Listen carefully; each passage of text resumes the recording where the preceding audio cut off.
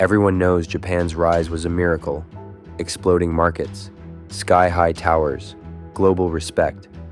But behind it all was something else.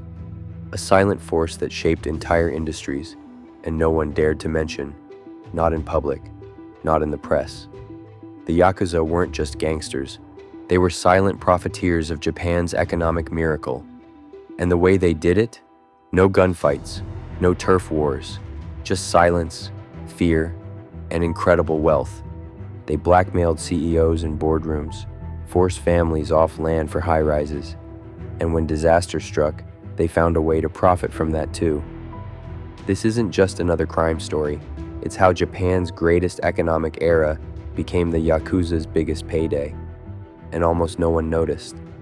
If you enjoy deep dive stories like this, consider subscribing. It helps the channel grow, and there's more coming. Chapter 1: The CEOs who paid the Yakuza to stay quiet. In the 1980s Japan, money flowed like sake. Stocks exploded. Land was worth more than gold. And the men who ran Japan Inc. felt invincible. But while executives toasted record profits, someone else was quietly collecting information. The Yakuza. They weren't breaking legs or robbing banks. They were infiltrating boardrooms with style. Their tactic was called sokaiya. Buy a handful of shares in a major corporation, just enough to legally attend shareholder meetings, then weaponize it. But what gave them real power wasn't just access. It was information. And they had plenty. Some came from the street, whispers, surveillance, backroom deals. But a lot came from something darker. They'd lure executives to clubs, host them at bars, entertainment clubs, gambling dens, carefully controlled environments. There, everything was observed, recorded, remembered. A mistress here, an off-the-books deal there, a few drinks too many, and a man might say more than he should.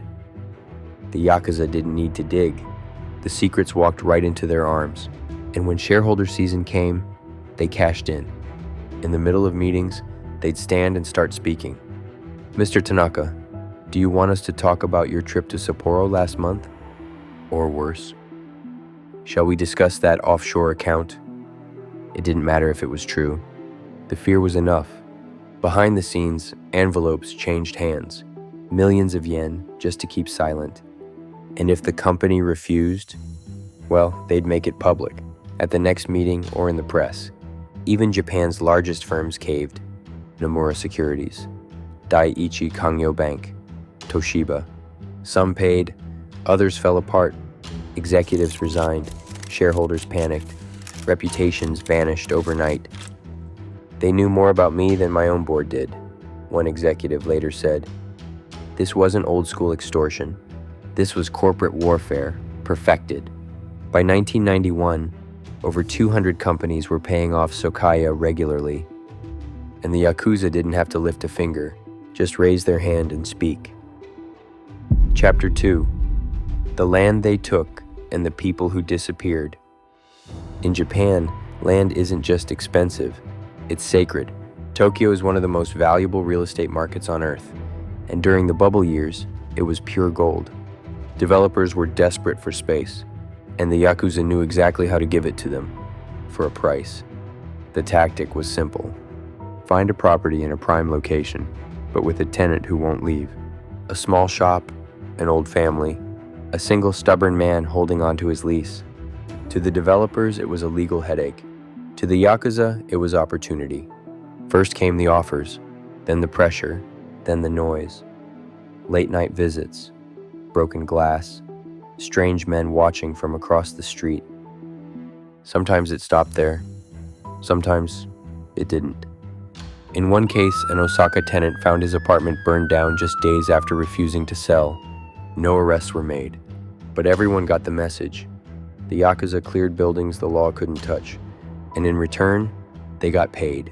In contracts, favors, and sometimes a piece of the land itself. Even government redevelopment projects weren't safe. Some Yakuza-linked firms got early info on rezoning, buying up land cheap before it skyrocketed. They weren't just taking buildings, they were flipping entire blocks, In some districts, locals say you could trace ownership papers back to the same shadow groups again and again, through shell companies, holding firms, or cousins of cousins. By the late 80s, some estimates said Yakuza groups controlled over 20,000 front companies, many tied to construction and real estate, and for a time no one stopped it. Because in Japan, confronting the Yakuza wasn't just dangerous, it was bad for business. As long as the concrete kept pouring and the towers kept rising, no one asked too many questions about the land beneath them. Chapter 3, Fukushima, the nuclear cleanup. March 11, 2011. A 9.0 earthquake hit Japan. Then came the tsunami. Entire towns vanished. And in Fukushima, nuclear reactors melted down. It was one of the worst disasters in modern history.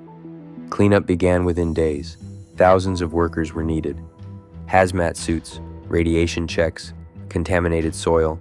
The government scrambled to find contractors, and the Yakuza saw opportunity. Not with guns, but with fake companies. The system was overwhelmed. Oversight was weak. Paperwork piled up. So the Yakuza slipped in, hiding behind shell corporations.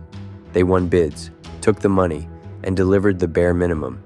They hired the homeless, the unemployed, people with no training and no protection. Men were sent into radiation zones with no warning. Some didn't even know who they were working for. Corners were cut, safety rules ignored, and much of the work was never finished properly. But the money flowed, millions of it, through a maze of subcontractors and silent partnerships. The government looked the other way, desperate to show progress no matter the cost. In 2013, Japan's labor ministry found over 50 firms with ties to organized crime working inside Fukushima. The result? Broken contracts, exposed workers, contaminated zones still unsafe today. No arrests, no headlines, just easy money, pulled straight from a national disaster.